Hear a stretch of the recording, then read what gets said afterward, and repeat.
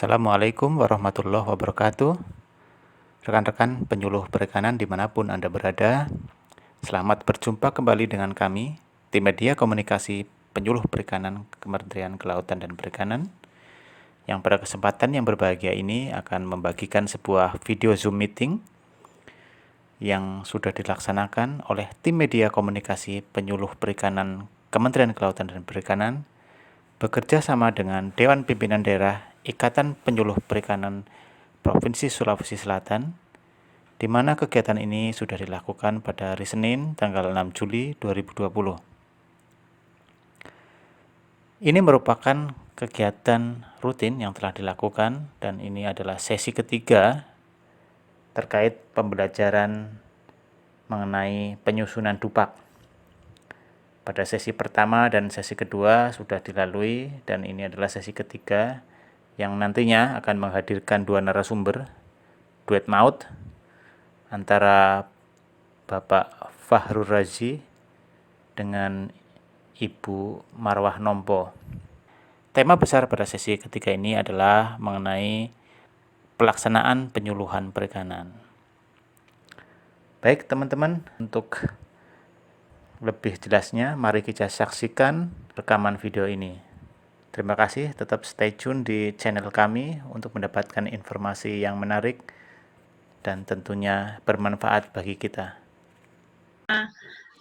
Kesempatan, kemudian yang paling utama adalah kesehatan untuk kita berdialog, berkomunikasi pada kegiatan hari ini. Alhamdulillah saya salut bagi yang punya gagasan untuk kita semua ini, karena kita ketahui bahwa luar biasa ini kita semua luka yang di Nusantara, khususnya untuk penyusunan dupak.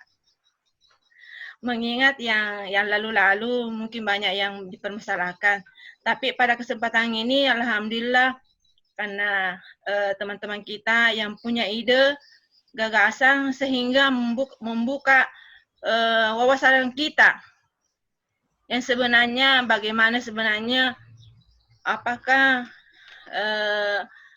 yang pernah saya lakukan itu benar. Ya.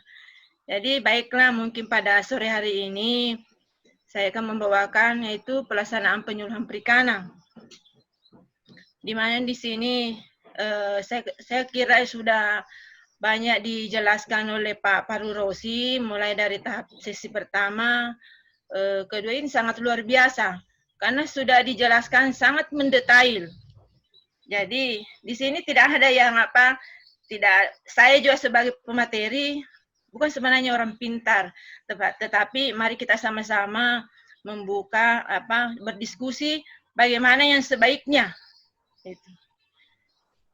Jadi pada sore hari ini baiklah saya akan membawakan materi saya mengenai pelaksanaan penyuluhan perikanan.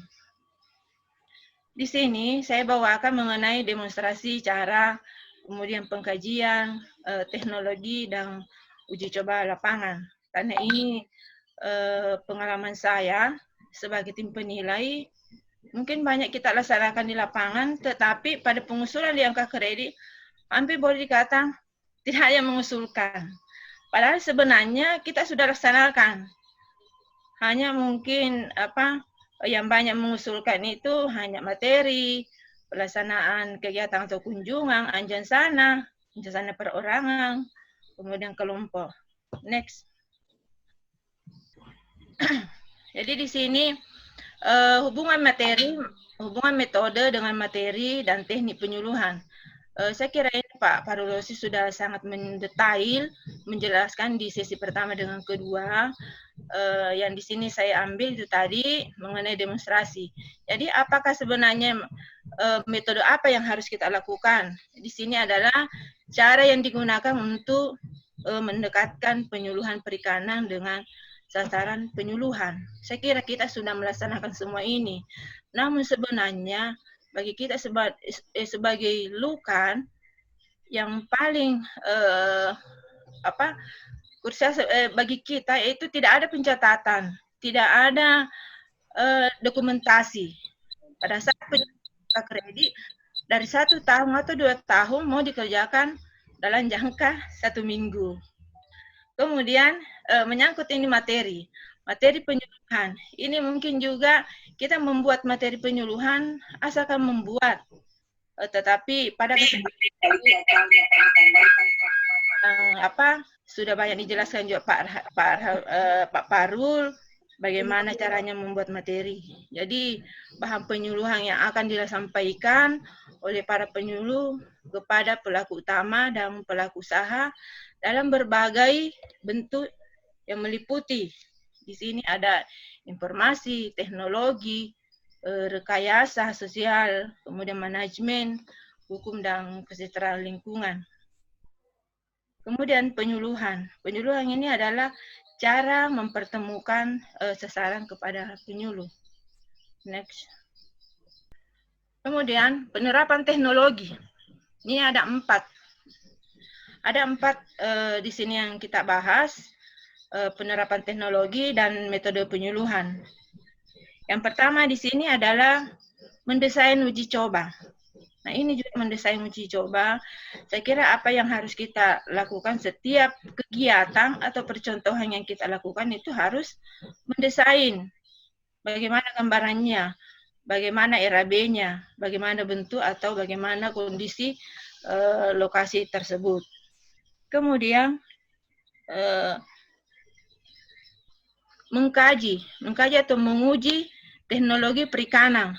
Nah, ini sebenarnya karena kita rata-rata penyuluh hanya mungkin melaksanakan kunjungan, walaupun sebenarnya kita biasa ada kegiatan uji coba, tapi kita tidak pernah mengkaji atau menguji teknologi.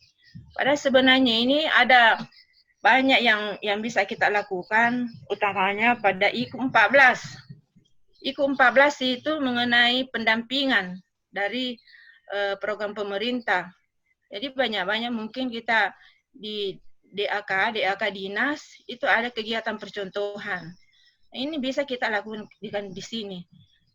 Nah, pada kenyataannya mungkin hanya kita ambil di sini adalah kunjungannya saja. Tetapi kita tidak pernah mau mengkaji atau menguji. Padahal sebenarnya banyak kegiatan yang sifatnya dari dinas yang kita kawal yang tidak membutuhkan dana untuk penyuluh, karena kita memang penyuluh tidak sama dengan peneliti bahwa dia punya anggaran. Jadi kita bagaimana caranya pintar-pintar sebagai pendamping di lapangan harusnya itu mempunyai anggaran tersendiri, tetapi kita bisa mengkaji lewat program dinas. Nah, di sini ada tolak ukur. Ini tolak ukur melaksanakan uji coba lapangan pakai teknologi perikanan spesifik lokasi. Ini tingkat sedang atau perorangan. Nah, ini sebenarnya kalau kita mau menyusun angka kredit banyak sekali. Tetapi itu tadi, karena mungkin bukan kemampuan, saya kira semua sudah mampu, tetapi banyak yang tidak memahami. Kemudian yang dicari saja yang mana yang tinggi nilainya, saya kira itu. Jadi di sini saya kira tolak ukurnya yaitu ada uji coba lapangan pakai teknologi perikanan spesifik lokasi atau perorangan tingkat sedang. Kemudian adalah bagaimana pengujian teknologi yang paling sedikit harus memuat unsur. Jadi di sini ada alatnya, ada bahannya yang mudah sebenarnya, yang mudah atau yang tersedia, yang gampang diperoleh. Kemudian bagaimana metodologinya. Kemudian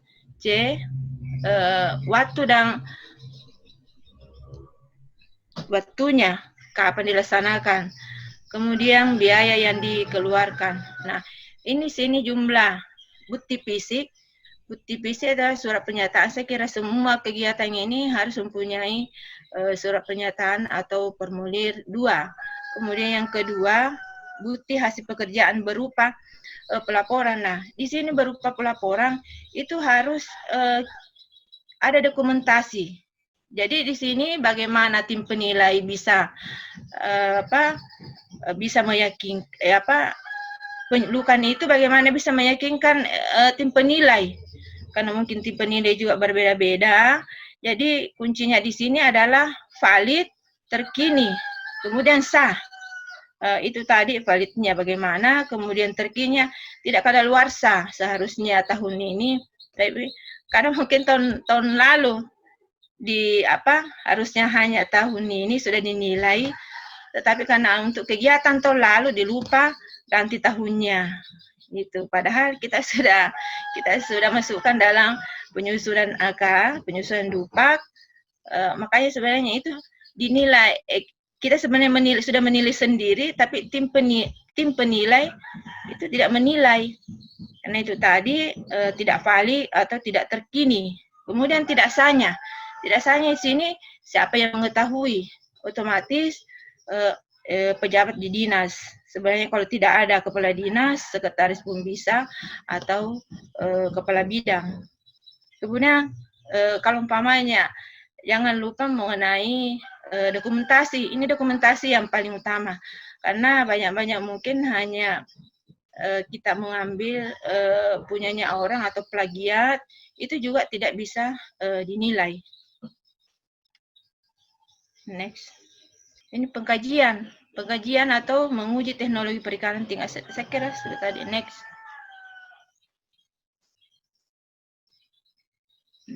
Ini demonstrasi cara. Demonstrasi cara atau hasil kajian teknologi. Sebenarnya ini banyak sekali mengusulkan ini demonstrasi cara. Kalau tadi yang mendesain, kemudian uji coba 8, kajian, itu mungkin hanya 1-2 orang. Tetapi ini demonstrasi cara. Nah, demonstrasi cara di sini banyak-banyak yang mengusulkan membuat bakso. Padahal ada di penyuluh pertama mungkin ini bisa. Itu mungkin ini bisa, tetapi karena ini tingkat sedangkan penyuluh muda atau madya ini sebenarnya sudah tidak bisa mengusulkan kalau hanya membuat bakso. Jadi demonstrasi cara atau teknologi perikanan yang direkomendasikan tingkat sedang memuat karakteristik sebagai berikut. Jadi di sini ada alat, ada alat bahan bantunya atau demonstrasinya, apa yang digunakan, diperoleh dengan prinsip kerja kompleks. Kemudian bagaimana latar belakang sasaran atau homogen, heterogen, kemudian waktunya kapan dilaksanakan di sini. Kemudian ini ada waktunya minimal 4 sampai 3 jam. Nah, kalau umpamanya yang kayak kegiatan kemarin itu hanya 2 jam, 3 jam, tapi bagaimana caranya kita supaya ini jamnya sudah cukup 3 sampai 4 jam. Mungkin ada tambahan. Apakah tambahannya itu bagaimana packingnya, bagaimana mungkin penambahan rasa kah, atau modifikasi bentuk gitu. Kemudian yang kedua, setiap kegiatan yang harus ada dokumentasinya. Kemudian setiap kegiatan didemonstrasikan itu atau hasil teknologi perikanan di tingkat sedang yang direkomendasikan yang dilaksanakan, yaitu bukti fisiknya sama tadi, selalu ada surat pernyataan atau formulir 3. Kemudian di sini bukti fisiknya yaitu tadi laporan, kemudian daftar hadir, dokumentasi. Kenapa di sini harus ada daftar hadir? Karena demonstrasi cara. Jadi kita memberikan kepada pelaku utama itu minimal 10 orang. Jadi ada daftar hadirnya, kemudian itu tadi laporannya. Saya kira laporan bukan selembar, ada laporannya mungkin hanya selembar. Itu bukan maksudnya begitu. Jadi yang namanya laporan mulai dari pengesahan kegiatan, kemudian daftar kata pengantar. Saya kira kita sudah pahami semua sampai dengan kesimpulan. Jadi bukan hanya laporan satu lembar, gitu. Jadi ini yang dilaksanakan oleh pertama. Jadi bisa saja cara membuat bakso. Jadi umpamanya seorang madya hanya di situ membuat bakso, padahal sebenarnya tingkat tinggi. Kalau madya muda dengan madya itu tingkat tinggi.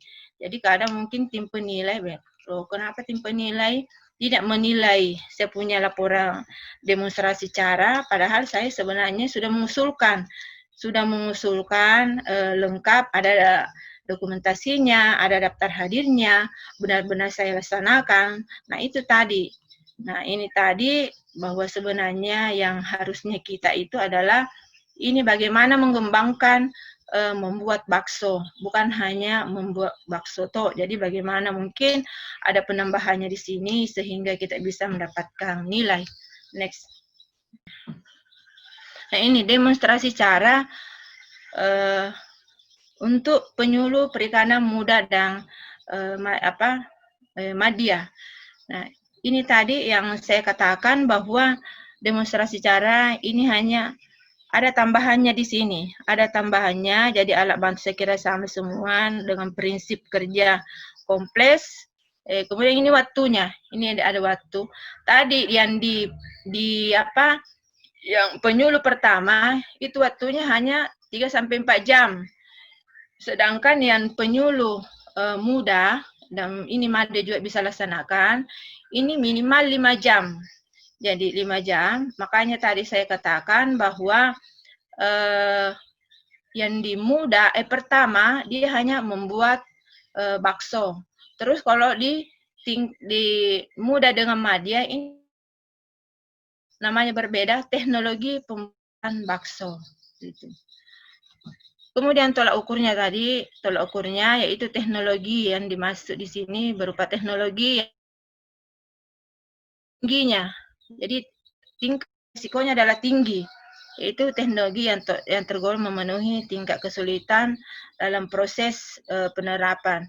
Saya kira kita ini bisa kita baca semua di permen. Di sini mungkin saya hanya tambahkan di bagian bukti fisik.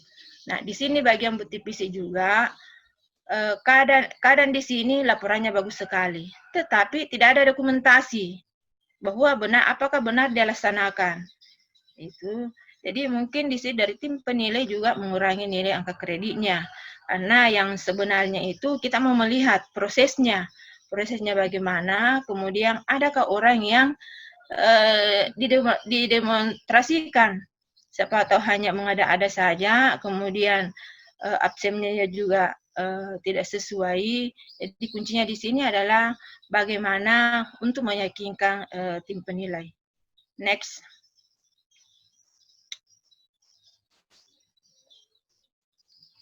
Saya kira itu mungkin. Iya. Saya kira hanya itu mungkin dari saya. Insya Allah kita semua sebentar, kita sama-sama membahas, diskusi bagaimana sebaiknya, karena saya juga hanya manusia biasa, masih banyak kekurangan. Mari kita sama-sama saling mengisi. Wabillahi taufiq hidayah. Assalamualaikum warahmatullahi wabarakatuh. Waalaikumsalam warahmatullahi wabarakatuh. Waalaikumsalam warahmatullahi wabarakatuh. Terima kasih Bu Marwa Nompo, Ibu Nompo. Sama-sama deh. Untuk selanjutnya sesi pemaparan selanjutnya oleh Pak Fahru Rosi. Silakan waktu dan tempat dipersilakan. Siap. Terima kasih Pak Andi. Assalamualaikum warahmatullahi wabarakatuh. Waalaikumsalam warahmatullahi wabarakatuh. Alhamdulillah kita ketemu lagi. Semoga semuanya sehat. Kemudian dimudahkan dalam semua aktivitas kebaikannya. Nah, pada bahasan kedua saya menambahkan dari Ibu Marwah Nompo, yakni pada bagian materi penyuluhan perikanan. khususnya di materi ini saya membahas hanya 4, jadi materi penyuluhan yang paling banyak teman-teman buat, yakni leaflet, folder, bahan tayang, dan video penyuluhan. Karena video penyuluhan ada di IKU. Kita mulai saja ya. Ini juga sama, jadi saya hanya membuka diskusi, kemudian membawakan materi ini dari persepsi saya. Nanti jika ada dari rekan-rekan yang menambahkan, silahkan di dalam diskusi. Kemudian jika ada rekan-rekan juga yang masih penasaran pada materi 1 dan 2, baru ingat sekarang yang mau didiskusikan, nanti silahkan waktu diskusi kita diskusikan. Jadi boleh di luar materi ini pun nanti diskusinya yang sudah kita jelaskan sebelumnya. Oke, ini adalah ketentuan umum yang harusnya ada pada sebuah materi penyuluhan. Jadi rata-rata materi penyuluhan itu tidak dinilai dengan baik gara-gara 6 hal ini. Sehingga jika kita mau menyempurnakannya, maka kita harus menyempurnakan pada ke-6 hal ini juga. Yang pertama adalah materi penyuluhan itu harus disusun sesuai dengan rencana kerja. Jadi banyak teman-teman yang misalkan saja tadi membuat materi penyuluhan nyambung dari demonstrasi tadi, misalkan pembuatan bakso ikan. Nah, tetapi di rencana kerjanya tidak pernah bilang bahwa ada sasaran penyuluhannya dari Poklasar atau dari ibu-ibu kelompok wanita atau dari PKK. Sehingga materi pembuatan bakso ikan tidak terangkum di rencana kerja tahunan. Jadi harusnya seperti materi kita sebelumnya, rencana kerja tahunan harus bersifat umum ke khusus. Jadi tidak terlalu umum dan tidak terlalu khusus. Jadi nanti penulisannya menyusun materi penyuluhan dalam bentuk tercetak berupa leaflet dengan tema pengolahan dan pemasaran ikan, pembesaran ikan lele, pembesaran ikan gurame, kemudian pemasaran ikan, dan lain-lain. Jadi ditulis temanya, bukan judulnya.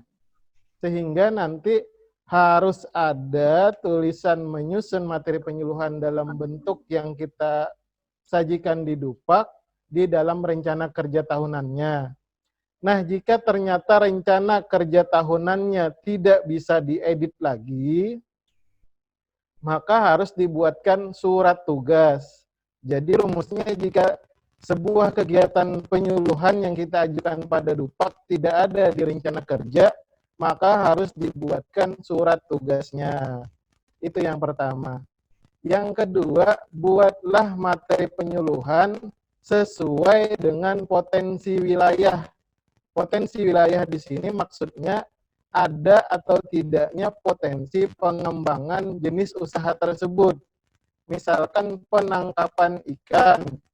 Kita membuat mohon maaf Pak Fahrur. Ya. Suaranya Pak agak kresek-kresek ya. Oh gitu. Ya, coba. Halo, tes. Udah bagus. Oke.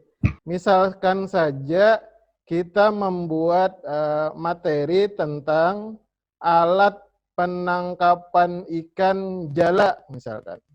Jala 3 lapis. Tetapi pada wilayah binaan kita tidak ada, misalkan wilayah laut. Maka itu tidak akan dinilai. Jadi sesuaikan materi penyuluhan dengan potensi wilayah. Jika potensi wilayahnya hanya budidaya ikan, maka materi penyuluhannya hanya tentang budidaya ikan. Kemudian yang ketiga adalah kurang mencantumkan unsur yang seharusnya ada pada leafletnya, seperti nama penyusun, instansinya, nomor dan tahun, atau lebih baik lagi tanggal, tapi minimal nomor dan tahun. Kemudian kontak person yang dapat dihubungi, nomor telepon atau nomor HP. Karena ceritanya materi penyuluhan ini kita bagikan, kemudian dibawa pulang oleh pelaku utama dan dibaca di rumah.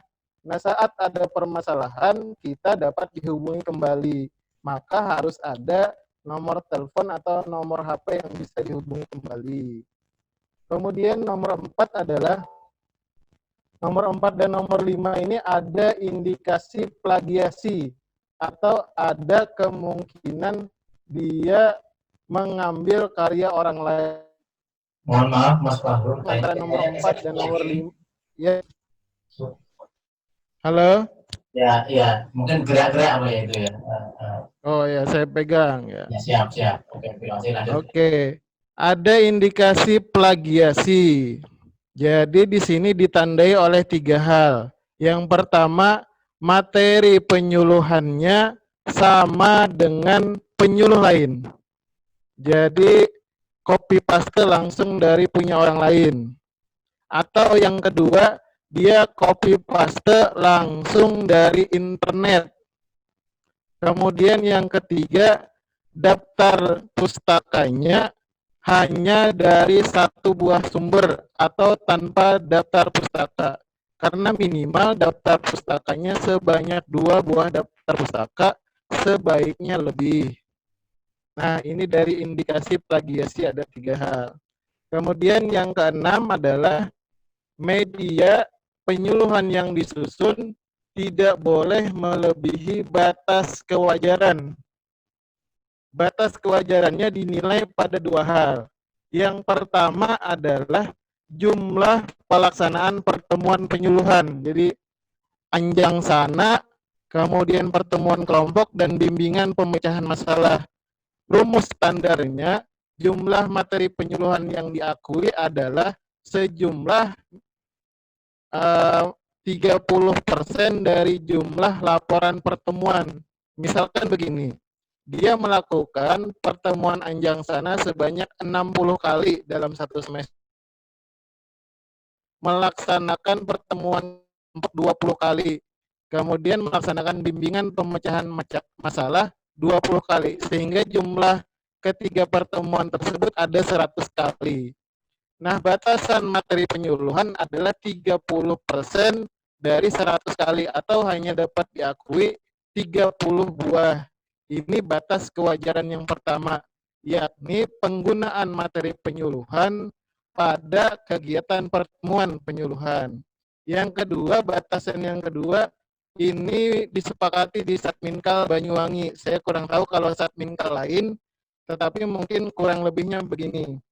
Jadi maksimal jumlah materi penyuluhan, baik itu leaflet, nanti ditambah dengan folder, ditambah bahan tayang, ditambah dengan materi penyuluhannya lainnya, maksimal dapat diakui hanya 48 buah per semester.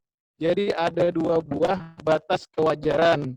Jumlah digunakan dalam pembinaan penyuluhan dan jumlah batas maksimal. Oke, sekarang kita coba bahas keempat materi tadi. Jadi apa yang paling sering teman-teman, rekan-rekan itu lupakan dan harusnya ada sehingga dapat dinilai dengan baik. Yang pertama adalah judul. Memang semua menulis judul, tetapi judul ini ada 2 syarat untuk dapat dinilai dengan baik. Yang pertama harus spesifik. Kemudian cara termudahnya adalah cek di Google. Jadi kita kan punya HP Android. Kita punya HP Android, terus kita buka aplikasi Google biasa. Kita ketikkan judul yang punya kita. Misalkan ini penggunaan kemasan pada produk olahan ikan. Nah, Bapak dan Ibu coba dulu. Jadi sebelum ini disetorkan ke tim penilai, Bapak dan Ibu coba dulu cek di Google. Ada atau tidak judul ini sudah dibuat orang lain. Jika ternyata ada, maka Bapak dan Ibu harus membuat judulnya lebih spesifik. Jadi tambahkan judulnya. Nggak apa-apa panjang, yang penting spesifik. Tidak ada orang lain yang menyamai kita untuk periode yang ini. Jadi yang pertama, cek judulnya di Google. Judulnya harus spesifik. Jika ada indikasi sama dengan judul punya orang lain, maka ada kemungkinan tidak dapat dinilai. Jadi walaupun isinya sama, Bapak dan Ibu harus ngalah, rubah saja judulnya. Gitu. Misalkan ini, penggunaan kemasan pada produk olahan ikan. Misalkan terjadi sudah ada yang sama, maka saya harus merubahnya. Misalkan aspek ekonomis yang menguntungkan jika menggunakan penggunaan kemasan pada produk olahan ikan. Kan jadi berubah dan tidak ada di Google. Itu hal yang pertama. Terus yang kedua yang jangan lupa adalah nomor dan tahun pembuatan. Ini banyak sekali, 50% dari rekan-rekan yang menyampaikan bukti fisik dupaknya tidak ada nomor leaflet atau foldernya dan tahunnya. Padahal kan angka kredit di sini adalah angka kredit mutlak, kemudian mensyaratkan belum pernah dinilai pada periode penilaian sebelumnya. Jadi harus diberi tahun. Kalau banyak diberi nomor. Kalau satu-satunya nggak pakai nomor nggak apa-apa. Tapi kalau bikin 5, kasihlah nomor 1 sampai 5. Kalau 5, kalau 10 ya sampai 10. Kemudian yang ketiga adalah nama penyusun. Ada juga nih yang sampai kelupaan nama penyusun. Nanti harus diisi nama penyusun. Kemudian yang keempat, instansi. Harus pede nih menuliskan nama dinas boleh, kemudian nama Setminkal boleh. Yang penting ada instansinya dituliskan.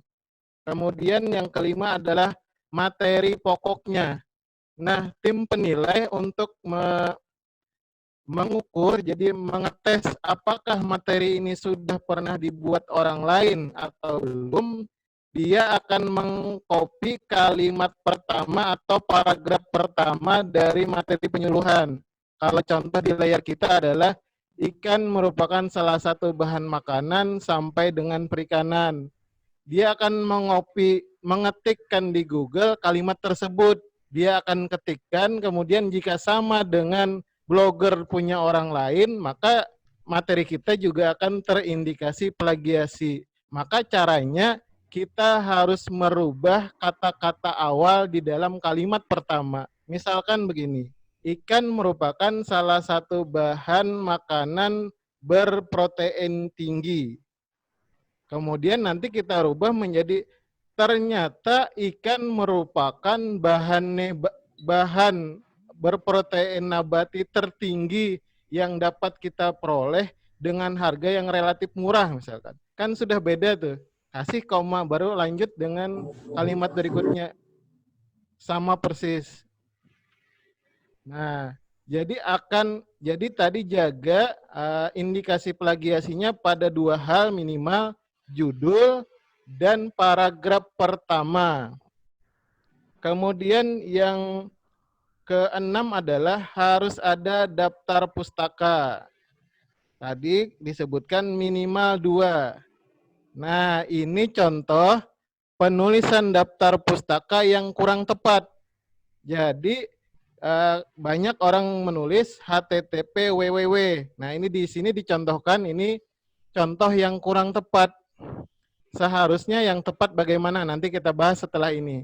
Kemudian unsur yang ketujuh yang harus ada adalah kontak person atau narahubung atau nomor HP dan nomor telepon si penyusunnya. Nah, ada 7 hal yang harus ada pada materi penyuluhan pada leaflet dan folder. Sama-sama 7-nya ini harus ada di leaflet dan folder. Beda leaflet dan folder, leaflet hanya 1 lembar tidak dilipat, sedangkan folder dilipat.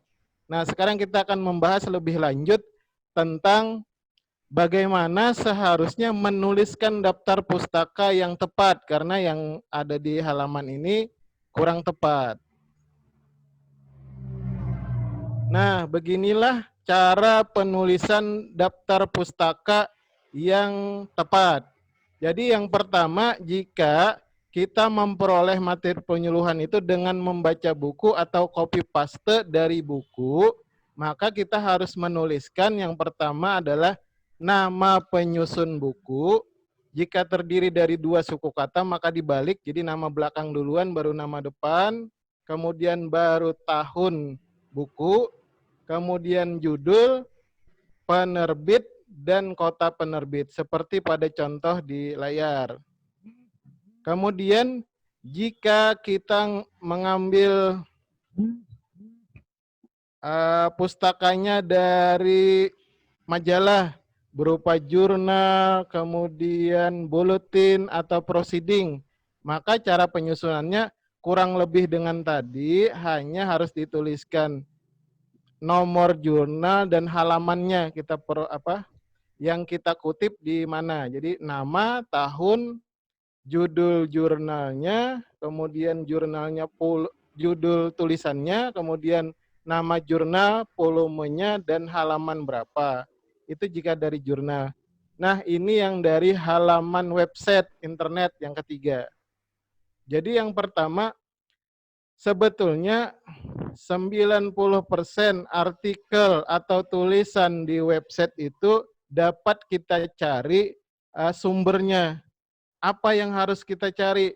Yang pertama adalah nama penulis artikel, tahunnya, kemudian judul artikelnya, kemudian tanggal. Artikel itu maksudnya judul tulisan di website. Jadi apa aja judul tulisan di website harus dicari.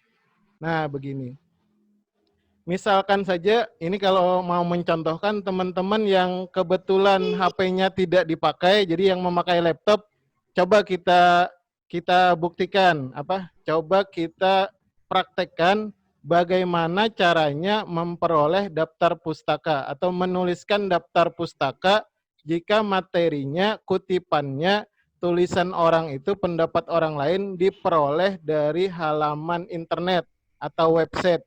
Yang pertama kan kita biasanya buka Google, kemudian kita mengetikkan sesuatu yang kita cari. Mempraktek ini, yang mau mempraktekkan silahkan. Coba ketikkan budidaya lele bioplok. Di Google, kita ketik budidaya lele bioplok, di sini, di tempat sini. Kemudian kita klik cari atau kaca pembesar. Nah, nanti akan muncul tuh. Ada halaman YouTube pertama, kemudian ada di posisi nomor 2 atau nomor 3, untuk kasus ini adalah cara ternak lele bioplok, teknologi yang pernah jaya kini meragukan. Jika ada itu coba diklik. Nanti kita klik itu, kita mencari 5 macam ini nih. Yang pertama siapa penulisnya, tahun, judul, kemudian alamat URL itu alamat internetnya, websitenya, dan kapan tanggal diakses. Coba kita cari. Nah, beginilah kalau kita buka. Jadi ada seperti di layar. Yang pertama kita harus mencari penulisnya siapa. Ternyata di sini langsung ada di tengah atas. Biasanya tempat nama orang itu yang si penulis ada di tengah atas atau tengah bawah. Kebetulan di kasus ini adalah tengah atas. Jadi yang menulis adalah Lekyo. Jadi nanti Bapak dan Ibu pustakanya ditulis Lekyo, karena hanya 1 suku kata. Andai 2 nanti dibalik dari belakang ke depan. Jadi Lekyo, kemudian yang kedua yang dicari adalah tahun dia menulis. Jadi di sini ada tahunnya, ada tanggalnya malah 11 Oktober 2019. Sehingga tahunnya adalah 2019. Jadi Lekyo titik 2019. Kemudian yang ketiga adalah judul artikel atau tulisannya. Nah, judulnya adalah cara ternak lele bioplok, teknologi yang pernah jaya kini meragukan. Kemudian hal keempat yang dicari adalah alamat internetnya. Nah, ini alamat internetnya kambingjoinim.com dan selanjutnya. Nanti di copy nih. Kemudian yang terakhir adalah tanggal diakses. Tanggal diakses itu hari ini. Jadi misalkan saja 5 Juli 2020. Nanti jadinya tinggal kita tuliskan dalam format seperti ini. Nah, nama, tahun, judul, kemudian alamat website, diakses tanggal berapa. Sehingga walaupun kita memperoleh sumber dari tulisan materi penyuluhan kita dari internet, kita tetap bisa menuliskan sumbernya dengan benar. Oke, sekarang kita lanjut di folder. Folder itu adalah materi penyuluhan lembaran tetapi dapat dilipat. Syaratnya sama dengan yang tadi. Harus ada 7 hal, yakni judul, nomor dan tahun, nama penyusun, instansi, materi pokok, pustaka, dan kontak yang bisa dihubungi. Kita lanjut ke berikutnya. Materi ketiga adalah yang paling banyak rekan-rekan usulkan adalah bahan tayang. Nah, bahan tayang hampir sama dengan yang sebelumnya. Jadi yang pertama Bapak dan Ibu cek adalah judulnya. Jadi judulnya Bapak dan Ibu cek di Google. Jika ada yang sama, ganti judulnya. Kemudian hal yang kedua harus Bapak dan Ibu jaga adalah penulisan tahunnya. Jadi kadang sering lupa menulis tahun. Jadi jika tidak ada tahunnya dan tidak sesuai dengan pengusulan saat ini, maka tidak dinilai karena dianggapnya itu sudah pernah dinilai pada periode sebelumnya. Maka harus menuliskan tahunnya. Kemudian nama penyusun. Nah, yang kalau bisa ditambahkan pada materi penyuluhan adalah tulisan diedit dan dijadikan materi penyuluhan oleh tulis nama kita. Nah, karena kita ini ceritanya tidak menemukan sebuah penelitian atau pengkajian. Jadi kita ini membaca materi-materi terus kalau kita satukan dalam sebuah materi penyuluhan. Jadi ceritanya penemuan orang lain yang kita sebarluaskan. Maka sangat baik jika kita tulis diedit dan dijadikan materi penyuluhan oleh kita. Kemudian sama seperti sebelumnya, harus ada nama instansi. Nama instansi. Kemudian yang terakhir adalah harus ada daftar pustaka atau sumber minimal 2. Nah, di bahan tayang paling banyak itu tidak ada sumber pustakanya. Sehingga misalkan kita ikut sebuah latihan, materi punya orang yang bahan tayang itu kita rubah menjadi nama kita langsung tanpa merubah apapun. Nah, ini tidak akan dinilai. Maka minimal tadi, minimal banget perubahan itu terjadi sebetulnya pada 3 halaman.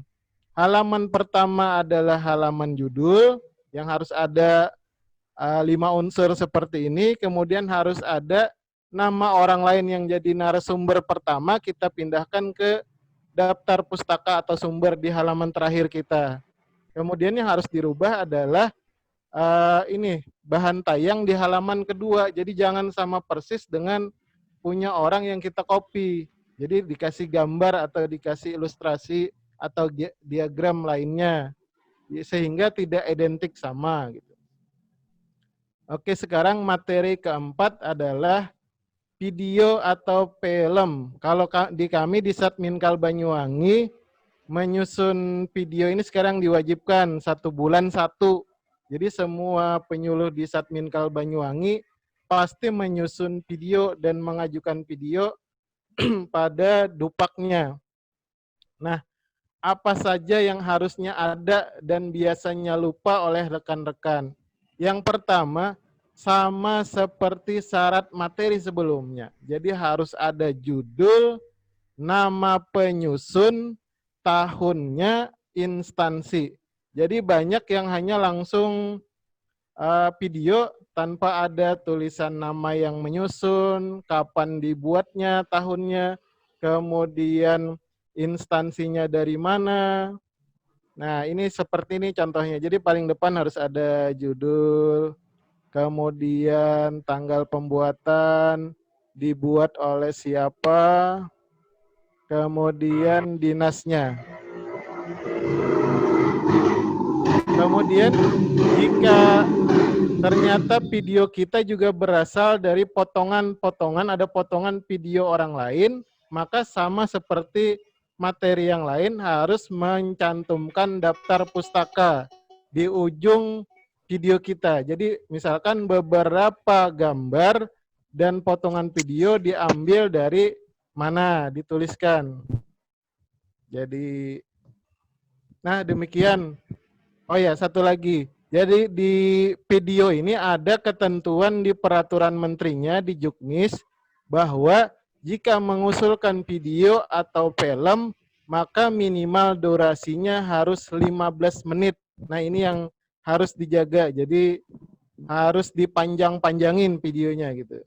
Jadi ada teman-teman yang membuatnya 10 menit, tetap akan kurang karena harus minimal 15 menit. Demikian dari saya pengantar diskusi. Mudah-mudahan teman-teman nanti mau berbagi saran, masukan, penyempurnaan sehingga dupak kita lebih baik. Demikian, mohon maaf jika salah. Wassalamualaikum warahmatullahi wabarakatuh. Dikembalikan ke host. Baik, terima kasih Pak Fahrul Rozi dan tadi Umar Wanongko. Tadi Umar Wanongko sudah menjelaskan tadi tentang hubungan materi, metode, dan teknik penyuluhan. Ada dua tadi, ada beberapa yang beliau sampaikan tentang uji coba paket lapangan, uji coba lapang paket teknologi, melaksanakan, mendesain, mengkaji, dan terakhir tadi demonstrasi cara. Beliau tadi menjelaskan juga hubungan antara IKU dengan demonstrasi cara dan ketiganya tadi. Kemudian juga tadi disampaikan oleh Pak Fahrul Rozi tentang beberapa materi ya, termasuk rangkaian panjang tulis. Jadi baik silakan teman-teman yang mau bertanya, baik menemui kendala, silakan di chat di chat kolom komentar kalau boleh.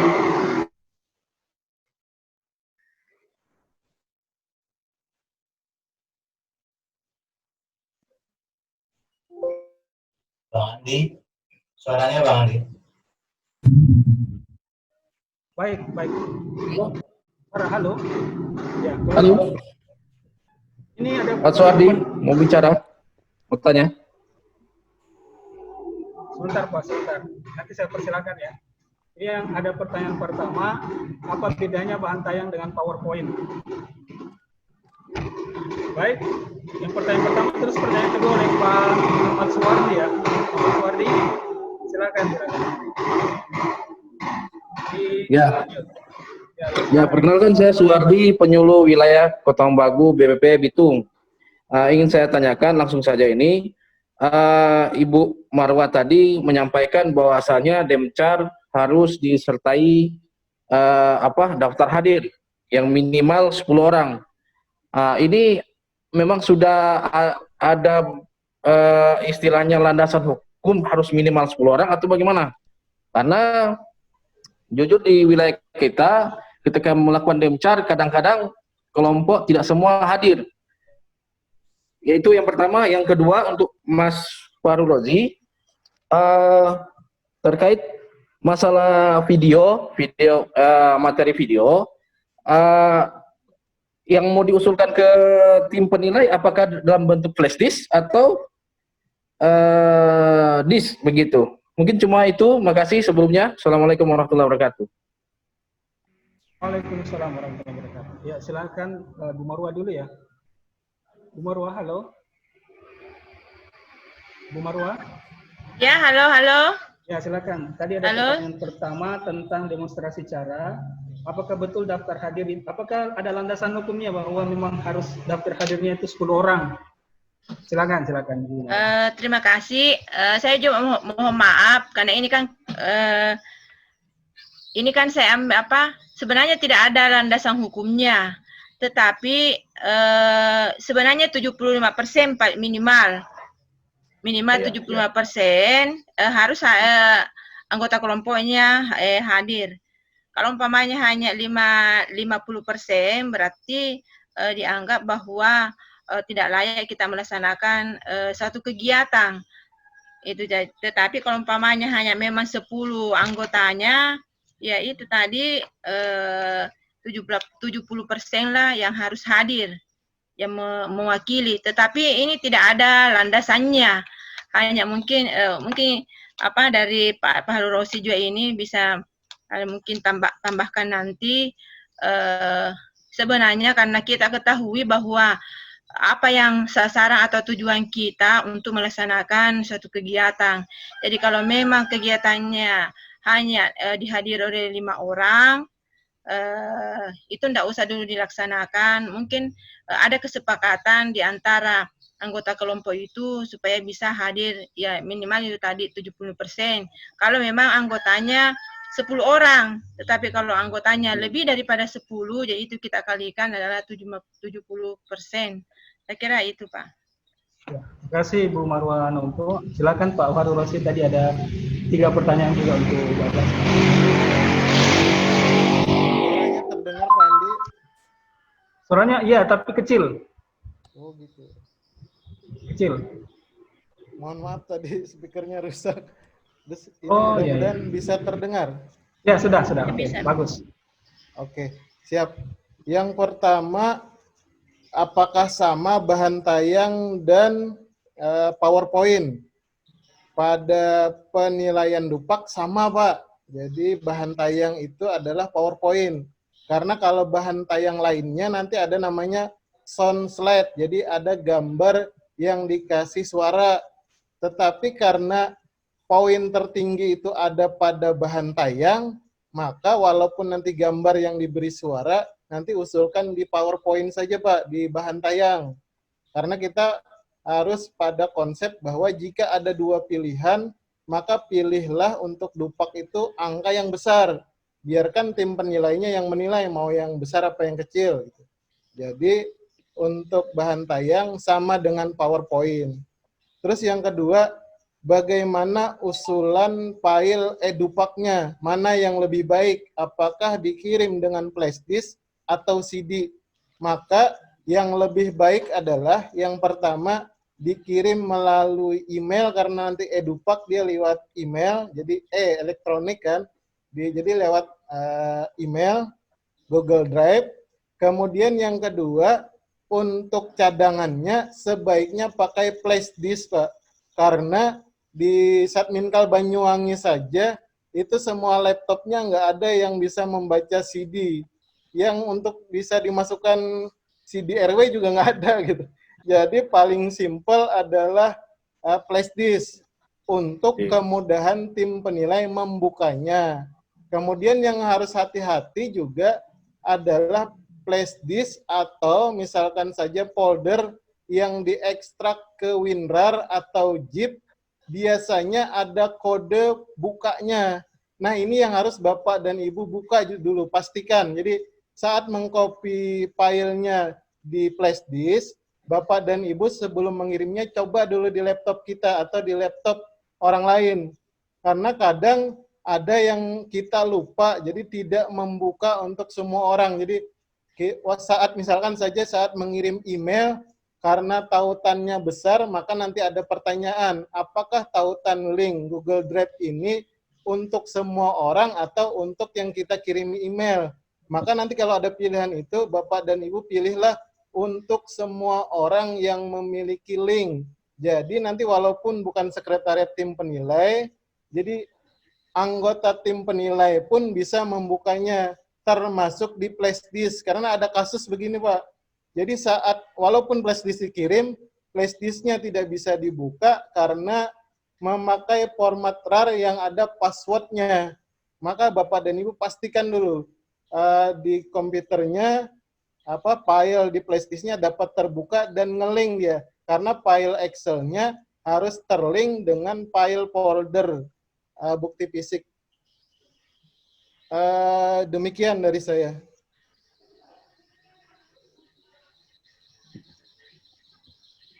Terima kasih Pak Harun Rosi atas jawabannya, tadi juga Bu Marwa. Mungkin pertanyaan selanjutnya ini ada yang mau bertanya ini. Pak Muhammad Rizal. Pak Muhammad Rizal?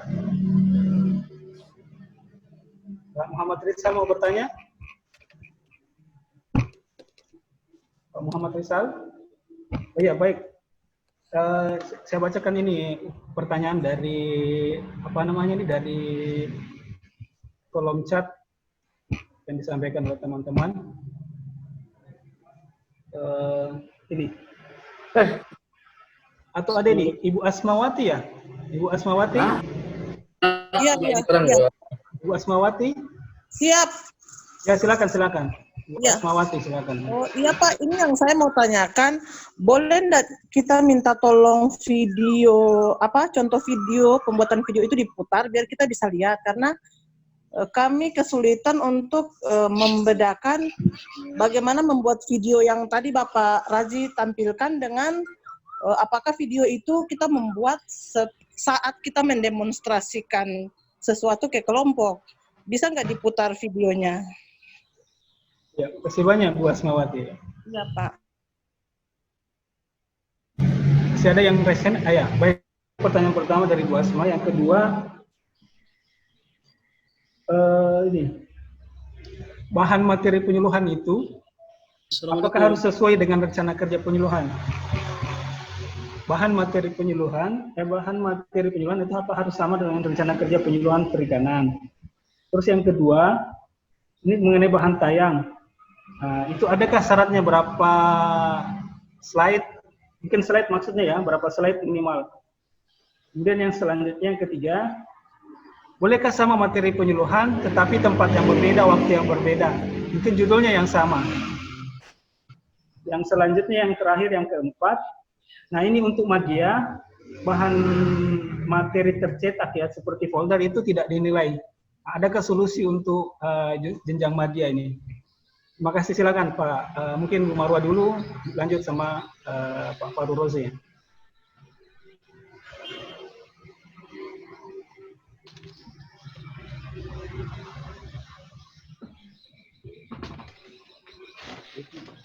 Silakan Pak Faru Rozi, Bu Marwa ini.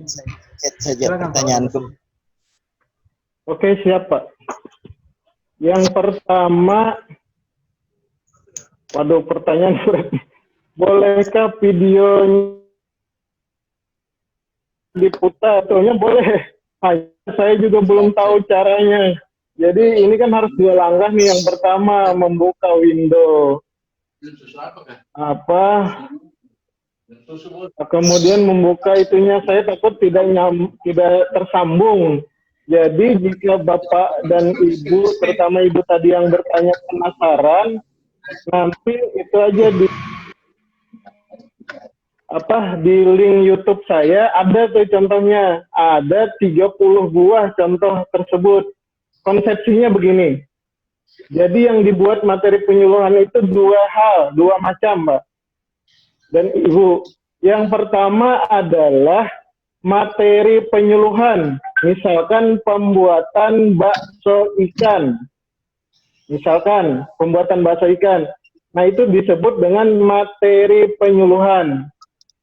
Kemudian yang kedua adalah kegiatan penyuluhan.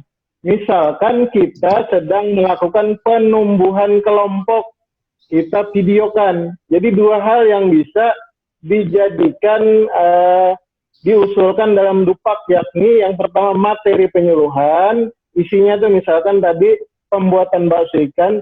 Yang kedua adalah kegiatan pelaksanaan penyuluhan, misalnya penumbuhan kelompok atau penumbuhan koperasi, misal.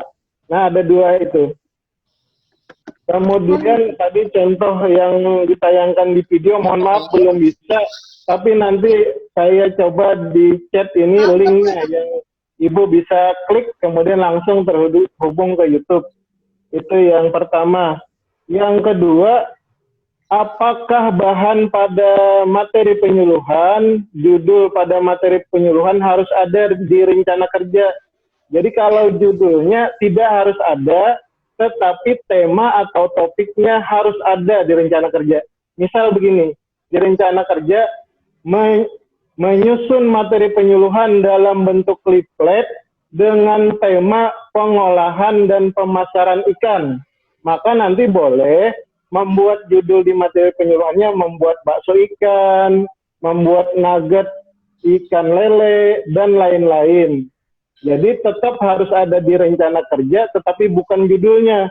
adalah tema atau topik besarnya. Karena kalau judulnya nanti terlalu panjang. Kemudian yang ketiga, bahan tayang minimal berapa slide?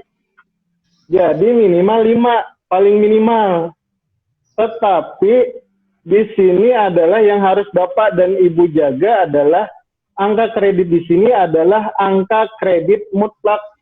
Jadi dinilai sebagai satu kegiatan atau tidak sama sekali. Maka paling baik mengajukan bukti terbaik. Jadi harus di atas minimal 5. Jadi mungkin 10 slide dan selanjutnya. Lebih banyak, lebih baik. Karena tidak ada sekarang misalkan pada angka kredit mutlak itu dihitung setengah, nggak ada. Jadi antara 0 atau dinilai sebagai satu buah kegiatan. Maka berikan saja bukti yang terbaik. Walaupun syarat minimal bahan tayang itu 5 slide, tapi tetap lebihkan. Ya 10 slide lebih baik. Kemudian materi penyuluhan untuk madya. Jadi jangan juga Bapak dan Ibu lupa bahwa untuk dupak itu seorang pejabat fungsional boleh melakukan satu jenjang di bawah dan satu jenjang di atasnya. Jadi kalau madya boleh melakukan kegiatan penyuluh perikanan muda dan boleh melakukan kegiatan penyuluh perikanan utama. Jadi boleh muda, madya, dan utama. Nah, di materi penyuluhan, kegiatan apa yang masuk di penyuluh perikanan pertama? Jadi keempat materi penyuluhan yang tadi dijelaskan itu masuk pada kegiatan penyuluh perikanan muda, sehingga dapat dinilai 100% pada penyuluh perikanan madya. Malah kalau pembuatan bahan tayangnya, PowerPoint itu ada khusus angka untuk madya.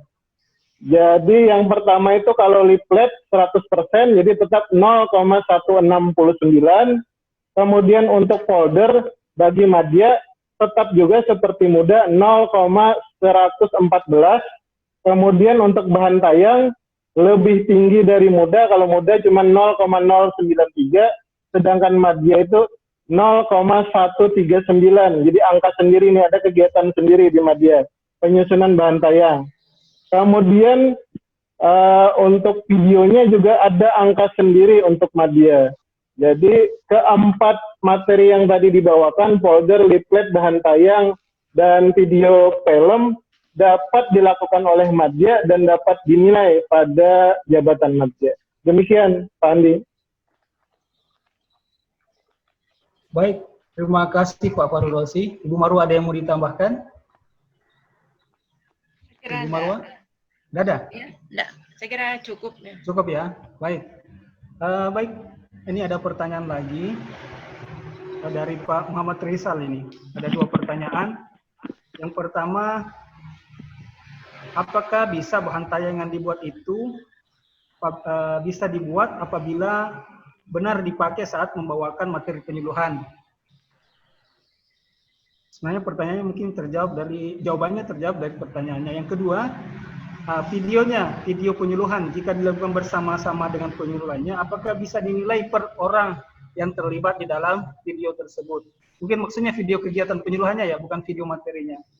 Kemudian selanjutnya ada pertanyaan lagi nih, materi demonstrasi cara, apakah boleh materi demonstrasi cara apakah boleh sama digunakan pada kelompok sasaran yang berbeda pada hari yang sama, misalnya pagi sore? Ya.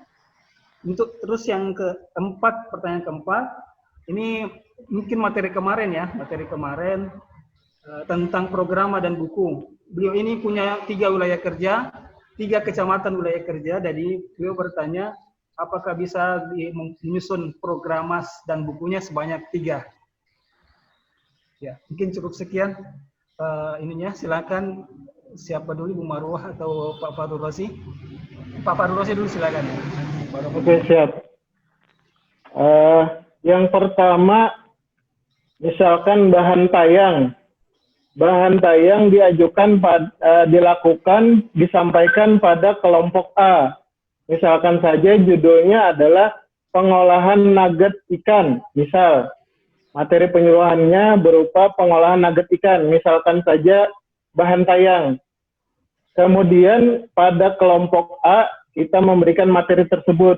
Pada kelompok B memberikan materi tersebut, misalkan sampai 3 kelompok. Yang dihitung adalah bukan pada 3 kali pertemuannya, tetapi pada 1 buah menyusun bahan tayangnya. Jadi tetap dihitung 1, walaupun digunakan 3 kali. Kemudian yang kedua adalah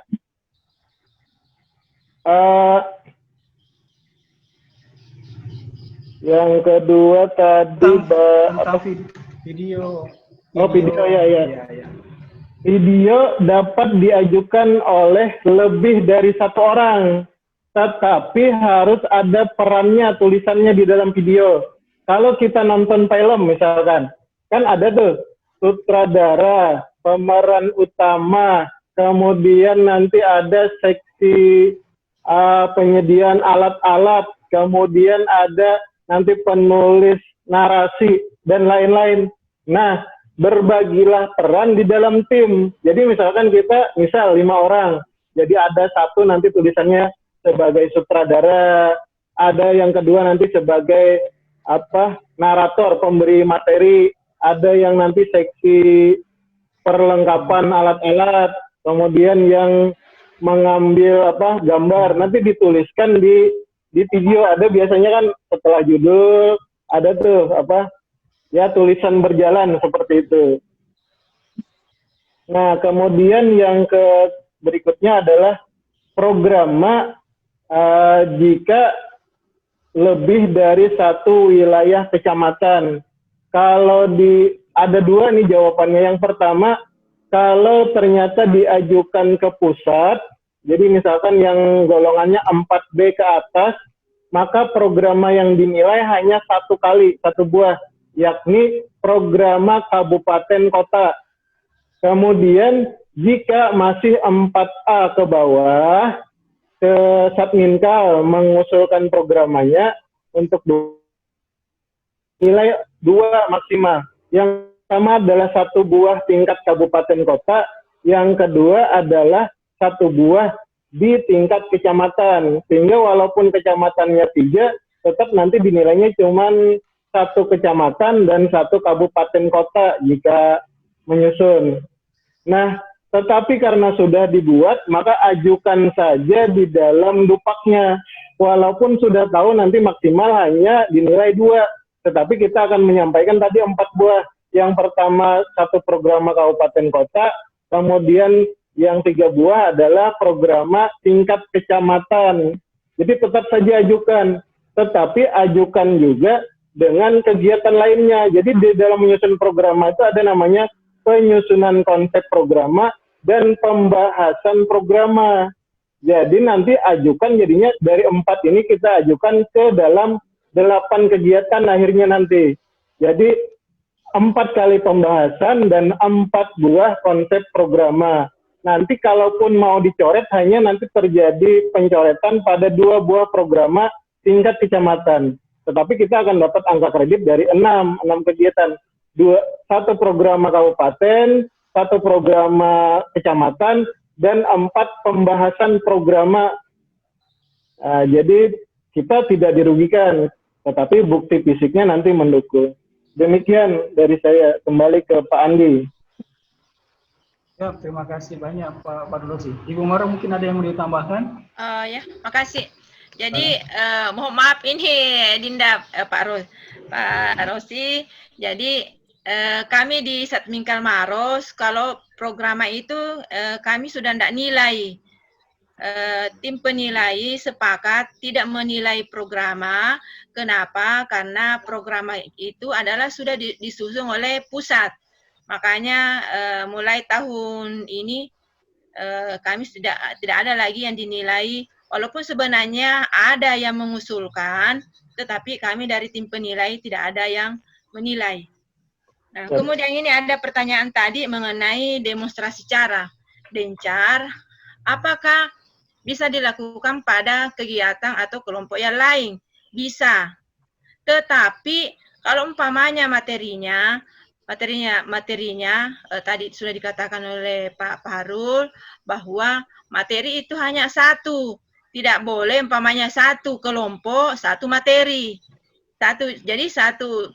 Kalau judulnya sama itu dinilai satu, tetapi kegiatannya bisa dinilai. Kenapa bisa dinilai? Jadi kegiatannya, umpamanya cara membuat bakso di kelompok A, kemudian cara membuat bakso di kelompok B, itu dinilai dua-duanya. Apa yang mendasar bagi tim penilai? Yang pertama adalah dokumentasinya, di mana dilaksanakan. Jadi laporannya kita lihat. Walaupun sebenarnya judulnya sama, tetapi pada kegiatan itu ada tempat atau waktu yang berbeda. Jadi kelompok 1, umpamanya tanggal 1, kelompok A melaksanakan demcar, cara membuat bakso. Jadi sebenarnya ini juga perlu saya luruskan, karena bagi teman-teman juga yang dikatakan demcar itu semua adalah pengolahan. Padahal sebenarnya tidak. Bisa juga bagaimana cara mengkultur, membuat fermentasi dedak, bisa membuat probiotik. Jadi bukan hanya membuat bakso, membuat nugget, membuat abong. Jadi itu. Nah itu tadi, jadi walaupun sebenarnya satu materinya, tetapi ada kelompok pengolahan yang kita bina. Nah apa dasarnya tim penilai menilai? Itu tadi yang pertama adalah di mana tempatnya, kapan dilaksanakan, kemudian kepada siapa. Jadi ada dokumentasinya, dokumentasi, kemudian daftar hadir. Nah ada tadi yang mungkin dilupa juga, sama dari pertanyaan ada tadi bertanya, umpamanya melaksanakan pertemuan satu kelompok ini, kemudian di sana kelompok yang sana lagi dengan materi yang sama, apakah bisa? Bisa, satu materi bisa, tapi yang dinilai materinya adalah satu, kunjungannya dinilai adalah 2. Gitu. Nah ini juga di Dencar ini ada beberapa kegiatan yang bisa kita lakukan di situ. Yang pertama mungkin ada bisa pembinaan, kemudian buat materinya, kemudian itu laporannya. Jadi satu kegiatan itu tidak mutlak bahwa hanya satu yang dinilai. Gitu. Saya kira itu Pak Andi. Terima kasih. Ya, terima kasih banyak Bu Marwah Nompo atas tambahannya. Ini ada beberapa pertanyaan lagi nih, ada sekitar 3. Nggak ada yang present. Yang pertama, aturan teknis pembuatan video. Tadi dari Bu Nimade kalau tidak salah. Kemudian yang kedua, bisakah materi Demcara itu digunakan juga sebagai bahan video? Dan yang ketiga ini, sebenarnya berapa angka toleransi yang boleh diberikan atau dinilai dupak oleh tim penilai? Mungkin kaitannya dengan materi dan teknik peniluhan ini. Silakan Pak Fahrul. Oke. Yang pertama, adakah aturan pembuatan video? Jadi di Juknisnya tidak ada, di Ketmen 54 tidak ada aturan khusus. Jadi hanya ada 2 syarat di sana. Yang pertama adalah video di bidang perikanan. Yang kedua adalah minimal durasi videonya 15 menit. Jadi hanya ada 2 aturan itu aja. Sehingga aturan lainnya mengikuti aturan yang berlaku. Karena video itu masuk pada materi penyuluhan, maka harus mengikuti aturan seperti halnya materi penyuluhan lainnya. Jadi yang seperti disebutkan tadi, jadi yang pertama tidak ada aturan bakunya. Aturan bakunya hanya mengatur 2 hal. Yang pertama video atau filmnya di bidang perikanan, yang kedua adalah durasinya. Kemudian aturan berikutnya itu nanti disesuaikan dengan tim penilainya, kesepakatan dari tim penilai. Tetapi kalau di Setminkal Banyuwangi, dia dinaikkan menjadi materi penyuluhan, jadi sama aturannya. Yang pertama harus menjaga judul, tidak ada plagiasi dan lain-lain. Kemudian nanti jika mengambil dari yang lain maka harus mencantumkan sumber atau pustaka. Jadi sama seperti yang tadi kita diskusikan. Kemudian yang kedua adalah materi demonstrasi cara atau hasil dapatkah dijadikan video atau film penyuluhan? Bisa. Malah kalau perlu setiap tahapannya. Misalkan demonstrasi cara budidaya lele sistem bioplog. Nanti videonya menebarkan benih sendiri nanti. Kemudian nanti membuat formulasi pakannya dikasih fermentasi pada pakan bioplognya sendiri. Pemasangan kolam bundar bioplognya sendiri videonya. Jadi malah nanti banyak. Yang penting tadi durasinya minimal per video minimal 15 menit dijaga. Kemudian yang ketiga, adakah batasan maksimal pembuatan materi penyuluhan? Jadi yang membatasi itu ada 3 sebetulnya. Jadi yang pertama batasannya adalah yang pertama kesesuaian.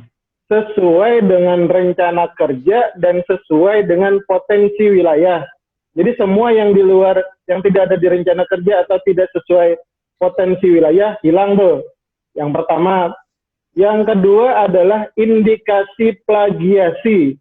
Jika ada indikasi plagiasi, maka tidak dinilai. Apa indikasi plagiasi? Ada 3. Yang pertama sama persis dengan materi yang disusun oleh teman penyuluh lain. Yang kedua adalah hanya copy paste dari website yang tadi kita contohkan, jadi cuma diketik di Google, ketemu gitu. Atau yang ketiga adalah tidak ada sumber pustaka minimal 2. Ini indikasi plagiasi yang kedua. Kemudian yang ketiga adalah batas kewajaran. Jadi batas kewajarannya ada 2 juga. Yang pertama, minimal digunakan dalam pertemuan penyuluhan maksimal sebanyak 30%. Misalkan Anjang sana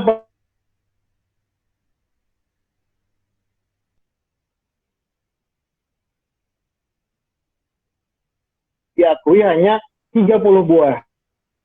Itu batasan kewajaran yang pertama. Batasan kewajaran yang kedua, kalau di Satminkal Banyuwangi, jadi khusus di Satminkal Banyuwangi, kalau Satminkal lain saya kurang mengetahui, itu dibatasi maksimal hanya 48 buah per 6 bulan. Itu untuk semua materi penyuluhan. Jadi misalkan poster, ditambah leaflet, ditambah folder, ditambah bahan tayang, ditambah video penyuluhan. Jika ditambahkan maksimal 48 buah. Jika ditemukan lebih 48, maka yang dinilai adalah materi dengan nilai tertinggi. Misalkan yang tertinggi adalah kalau di Madya adalah video 0,139 jika dibandingkan dengan folder 0,114, maka video lebih dahulu dinilai. Demikian dari saya. Kembali ke Pak Andi. Terima kasih Pak Fahrul Rozi atas penyampaiannya. Bu Marwa ada mau ditambahkan? Ya, makasih. Tentang ini tadi Demcar dengan bahan video. Nah, ini sebenarnya sudah jelas tadi dibahas oleh Pak Fahrul bahwa sebenarnya semua materi bisa ada di Demcar. Nah, itulah tadi apakah materi tayang, leaflet, video, radio, itu semua bisa. Nah, ini sebenarnya apabila kita mempunyai kegiatan Demcar, disinilah sebenarnya banyak sekali kegiatan yang bisa kita ambil. Apalagi ini tidak ada plagiatnya, karena betul-betul nyata kita laksanakan. Nah, di sini juga ada bisa dibuat di blog. Mungkin sedikit saya tambahkan karena ini pengalaman Dek Fahrul. Ada kemarin yang mungkin ada yang mengusulkan blognya itu sampai blognya itu luar biasa banyaknya. Tetapi di situ diaturan bahwa 1000 kata. Nah, saya hitung rata-rata dia itu hanya sampai 200 kata, 400 kata. Betul-betul saya sampel, karena dia mempunyai blog itu sangat luar biasa. Banyak sekali, makanya itu mungkin pada kesempatan ini bagi teman-teman yang suka menulis, tolong dipelajari kaidah dan aturannya. Siapa tahu kita sudah berbuat banyak, tetapi tim penilai tidak menilai. Artinya bahwa mungkin dinilai, tetapi dikasih saja keuntungan untuk menulisnya. Iya, hanya rasa kasihan karena ini sangat luar biasa. Tetapi saya harapkan pada kesempatan ini, yang bagi yang pernah menulis di blog, tolong itu minimal 1000 kata. Iya, jadi di sini sudah jelas. Jadi itu tadi di Demcar itu banyak kegiatan, apakah mulai dari pertama di rencana kerja. Kalau umpamanya tidak ada, sudah dijelaskan oleh Pak Farul, karena ini demonstrasi mungkin atau percontohan atau bagaimana, nanti kita sudah menyusun rencana kerja, baru turun programnya dinas. Nah, kalau umpamanya tidak ada di dalam rencana kerja, apa yang dikatakan tadi Pak Farul Rosi, bahwa kita membuat surat. Jadi ada surat surat keterangan bahwa kegiatan ini dilaksanakan karena ada kegiatan program dari dinas. Jadi situ di Demcar atau rencana demonstrasi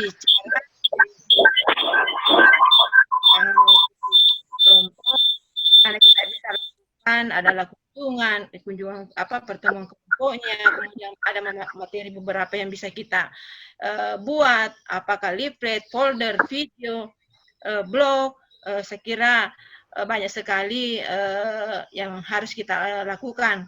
Namun mungkin yang lalu-lalu hanya kita lakukan hanya satu saja atau 2 kegiatan. Padahal sebenarnya di satu kegiatan itu banyak hal yang bisa kita usulkan untuk menjadi dan dapat dinilai. Saya kira hanya itu. Terima kasih, Andi. Terima kasih banyak Bu Marwan Nompo atas tambahan penyampaiannya. Ada lagi teman-teman yang ingin menyampaikan, boleh raise hand. Jadi tadi Pak Muhammad Rizal ya. Muhammad Rizal. Di Bambang, sudah menjawab penyakuan di Bambang? Sudah. Atau sudah. Enggak mendengar jelas tadi itu ya Pak, bikin bahan tayang, apakah harus cuma bisa buat saat membawakan boleh, materi Pak, atau bisa bagaimana? Boleh Pak, asal semuanya nanti dicantumkan di video bahwa ini timnya, tim penyusun, tim kameramen, tim oke. Iya, makasih Andi Bambang. Oke, kasih. Siap. Selanjutnya silakan bertanya di kolom chat ya, Bapak Ibu teman-teman penyuluh. Ya, tadi ada informasi dari Pak Farul Rosi tentang video. Mungkin yang teman-teman yang memang belum familiar tentang video, mungkin yang tadi kan jelas bahwa ada 2 video. Yang pertama tentang materinya, materi penyuluhan, yang kedua kegiatan penyuluhannya. Nah, itu mungkin yang dimaksud teman-teman ini, mungkin bagaimana membuat videonya, aplikasinya digunakan apa. Nah, tadi sudah jelas juga bahwa ada beberapa syarat, minimal durasinya, plagiasinya, tidak mencontoh, tidak plagiasi dan sebagainya. Kemudian tentang blog juga. Tentang blog.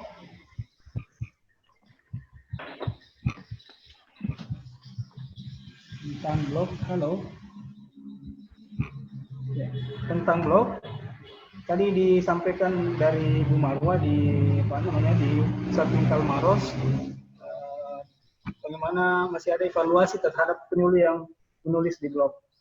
Mungkin sedikit informasi dari Pak Farul ini tentang blog ini, karena saya dengar mungkin ada di Pusat Mingkal lain yang sudah tidak dinilai atau tidak salah. Padahal kan sebenarnya masih tersurat loh, sebenarnya di aturan kan, di Permenpan dan PP. Silakan Pak Farul. Betul. Jadi kalau di Satminkal Banyuwangi, jadi semenjak periode 1 2020 sudah tidak dinilai lagi blognya. Jadi hal ini mungkin berbeda dengan Satminkal lain, tetapi ini hal ini diambil keputusan di tim penilai setelah ada Pak Praminto dan Pak Ipandeka. Jadi sebetulnya alasannya kalau saya tidak salah ingat tuh ada 3. Yang pertama, blogger itu terindikasi plagiasi, jadi hampir tidak ada yang bersih. Yang pertama jatuhnya di situ.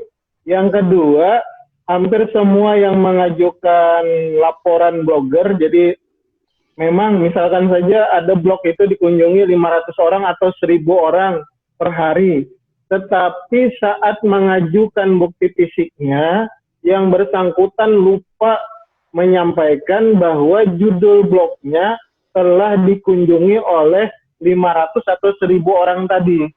Jadi yang kedua, dia di dalam bukti fisiknya tidak menyantumkan bukti, padahal di blogger bisa tuh dilihat.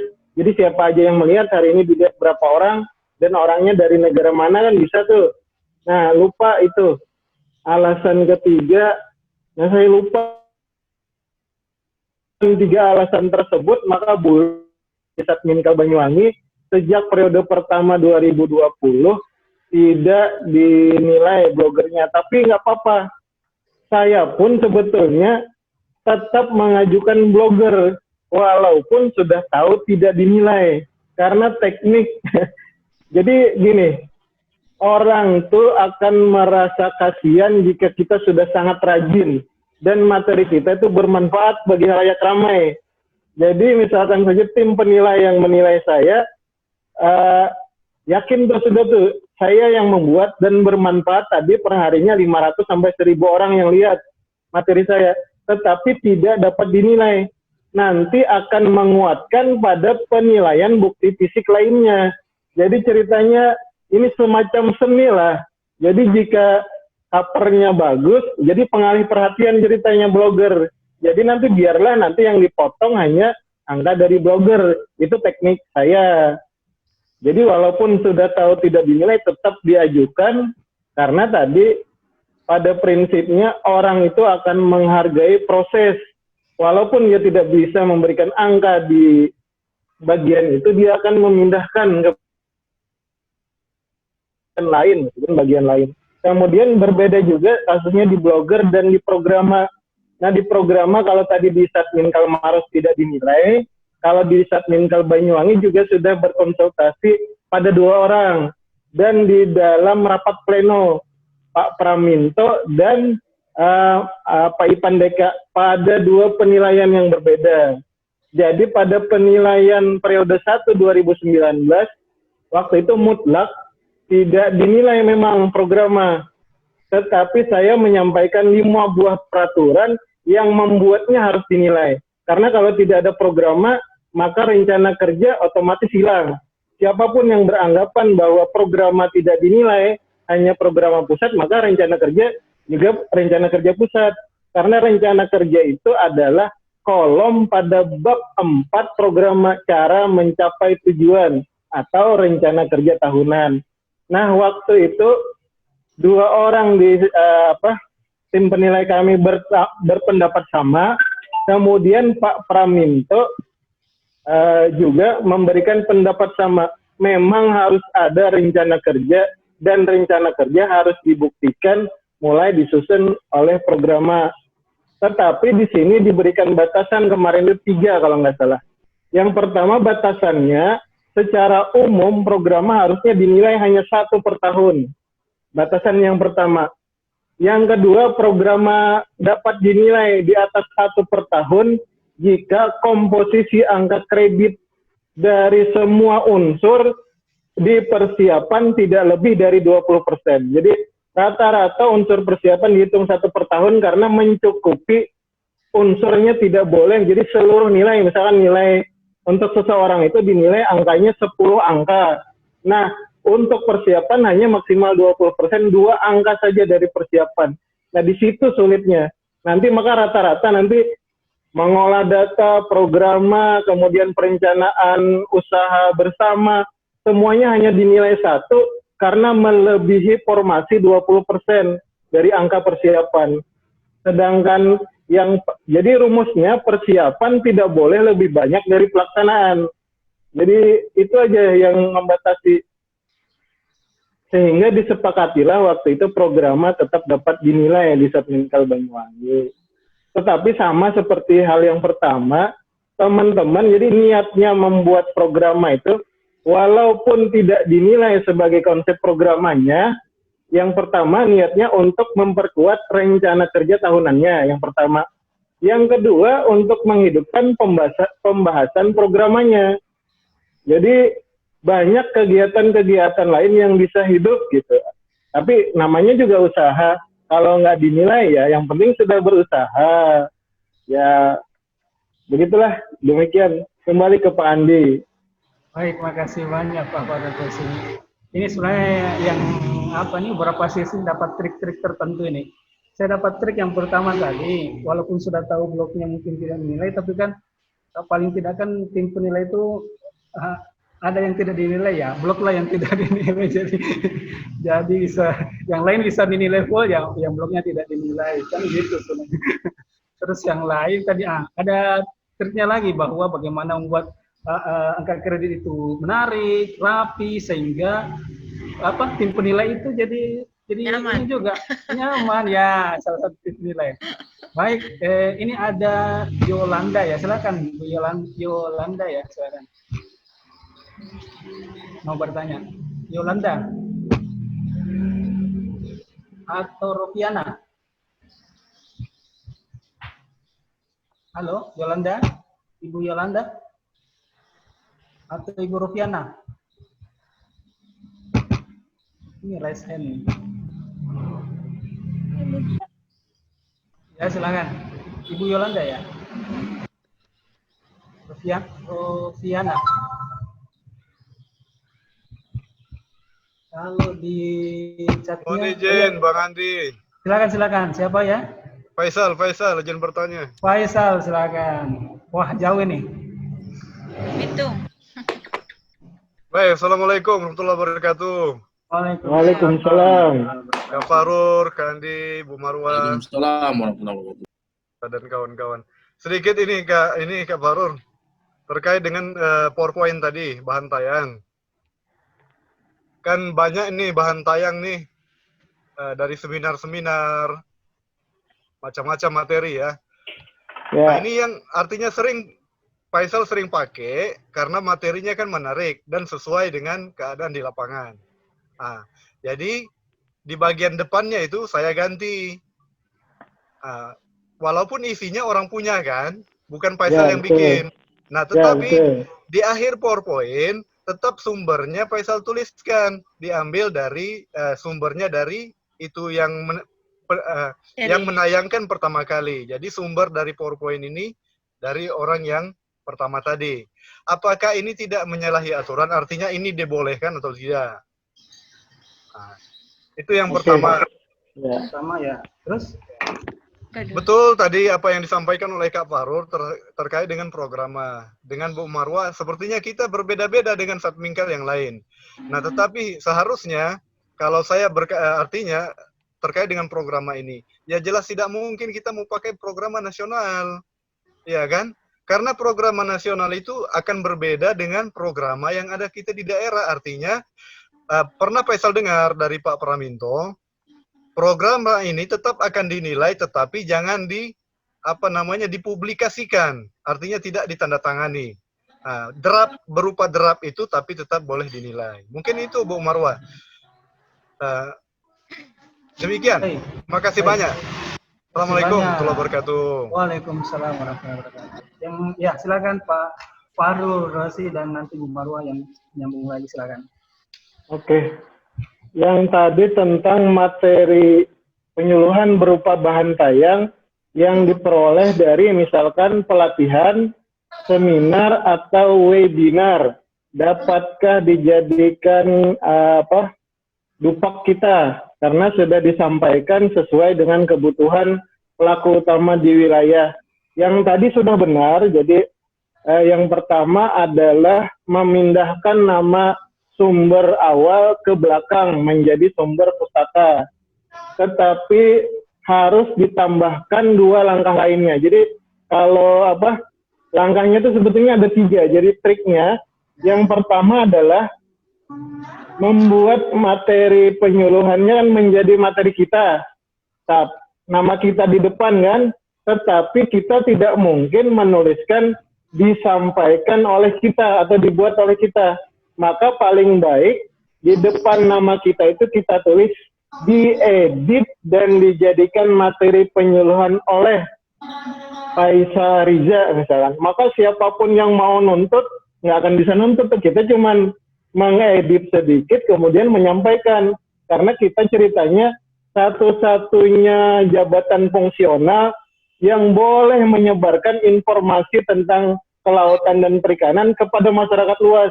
Malah kalau yang misalkan saja WI menyampaikan informasi, bisa kita pertanyakan, dia dapat izinnya dari mana, kan dia hanya boleh menyampaikan pada sasaran pelatihannya. Nah kita ini boleh siapa aja, sudah betul tuh.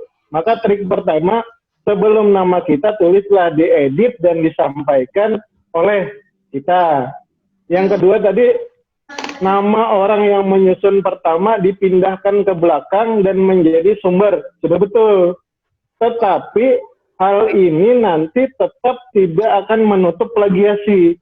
Jadi caranya adalah jangan mengambil hanya dari 1 orang. Jadi minimal kombinasikan 2 buah bahan tayang menjadi 1 buah bahan tayang. Nanti di belakang di sumber pustaka jadi 2 orang minimal. Jadi trik kedua tadi, yang pertama tadi sebelum nama kita diedit dan disampaikan oleh, trik kedua pindahkan ke belakang nama orangnya, tambahkan pustaka lain sehingga daftar pustakanya terdiri dari 2 orang. Nah langkah ketiga adalah pada halaman pertama bahan tayang orang atau halaman kedua di bahan tayang kita, jangan sama persis dengan punya orang tadi. Karena siapa tahu orang tadi adalah tim penilai kita. Jadi dia akan ingat, ini bahan tayang saya. Kan misalkan WI di Bitung, ingatlah dia apa yang dia buat kan. Nah, maka di bahan tayang halaman nomor 2, itu kita rubah-rubah sesuai dengan kondisi wilayah. Misalkan saja taruhlah foto kelompok binaan kita di situ. Kemudian ya kasih ceritanya, walaupun bisa, oh betul nih sudah dirubah, diedit, tapi editnya cuma pada 3 hal. Tapi itu akan membuat dia mengakui atau bahan tayang kita akan dinilai 100%. Demikian sarannya. Jadi jangan hanya 1 langkah, tapi ikutin 3 langkah. Demikian, kembali ke Pak Andi. Terima kasih. Ibu Marwa mungkin ada yang mau ditambahkan? Makasih Dek. Ini Dek Dinda Rizal. Jadi ini berbeda memang antara Satmingkal. Jadi di Satmingkal Maros, kenapa programa tidak dinilai? Karena dianggap bahwa penyusunan programa itu penyuluh tidak laksanakan. Kenapa? Karena tidak ada pertemuannya, tidak ada anggarannya, tidak ada dananya. Kenapa di sini jelas bahwa di situ adalah menjadi anggota, berarti harus beberapa orang yang harus dikumpulkan. Jadi di sini menjadi anggota, menjadi ketua tim. Jadi ada beberapa di sini. Jadi tidak memang Jadi di Satmingkal Maros itu sepakat bahwa memang kita tidak bisa nilai, dan pernah juga kita tanyakan di salah satu tim penilai di pusat bahwa rencana kerja memang harusnya berdasar ke penyusunan programa. Tetapi penyusunan programa karena tidak ada anggarannya, makanya tetap kita melaksanakan atau menyusun rencana kerja berdasarkan dengan programa. Walaupun sebenarnya programanya kita tidak laksanakan, karena di situ tadi adanya satu pertemuan membutuhkan biaya, kemudian tidak ada yang memfasilitasi kita. Andaikan ada dari Satmingkal penyusunan penyusunan programa tingkat kabupaten, tidak usah kecamatan atau apa, tetapi tingkat kabupaten saja, itu mungkin bisa kita ada dasar kita untuk menyusun programa tingkat kabupaten dan bisa dinilai. Tetapi pada kenyataannya apa katanya kita bohong, suruh saya tanda tangan. Mungkin ada dari dinas atau dari mana, dari Katinaka atau siapa. Oh iya, Karena menyusun program itu harus ada tim, bukan hanya 1-2 orang. Saya kira itu. Terima kasih. Baik, makasih banyak Bu Marwan Nompo. Ini ada raise hand lagi, mungkin 1 atau 2 pertanyaan terakhir. Rahayu ya. Silakan. Ada yang bertanya, silakan. Ya, terima kasih Pak Andi atas kesempatannya. Pertanyaan saya untuk Pak Fahrur. Untuk Pak Fahrur, apakah semua jenis materi penyuluhan itu dinilainya mutlak? Terus yang kedua, apakah dalam menyusun materi penyuluhan tetap bisa dinilai walaupun kita sudah tidak terlanjur mencantumkan di rencana kerja, tapi materi penyuluhan itu kita masukkan pada SKP online, begitu. Terus untuk pertanyaan untuk Ibu Marwah, apakah bisa hasil dari Dencar bisa kita masukkan di evaluasi dan pelaporan pada pengusulan Dupak? Begitu saja Pak Andi. Terima kasih. Baik, makasih banyak. Silakan Pak Fahrur Razi, ada 3 pertanyaan. Ada 2 pertanyaan, silakan. Oke, siap. Nyaman sekali. Yang pertama, apakah semua materi penyuluhan dinilai mutlak? Penilaian mutlak itu pada setiap satuan hasil. Jadi bukan pada, misal gini, kita menyusun leaflet 10.